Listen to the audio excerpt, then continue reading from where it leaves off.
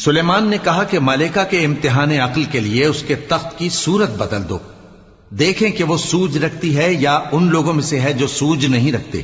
پھر جب وہ آ پہنچی تو پوچھا گیا کہ کیا آپ کا تخت بھی اسی طرح کا ہے؟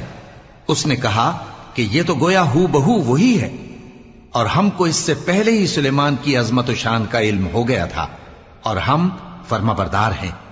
اور وہ جو اللہ کے سوا دوسروں کی پرستش کرتی تھی، سلیمان نے اس کو اس سے منع کیا کہ وہ کافروں میں سے تھی۔ اس کے بعد اس سے کہا گیا کہ محل میں چلیے۔ جب اس نے اس کے فرش کو دیکھا تو اسے پانی کا حوض سمجھا اور کپڑا اٹھا کر اپنی پنڈلیاں کھول دی۔ سلیمان نے کہا یہ ایسا محل ہے جس کے نیچے بھی شیشے جڑے ہوئے ہیں۔ وہ بول اٹھی کہ پروردگار، میں اپنے آپ پر ظلم کرتی رہی تھی، اور اب میں سلیمان کے ساتھ اللہ رب العالمین پر ایمان لاتی ہوں۔ اور ہم نے سمود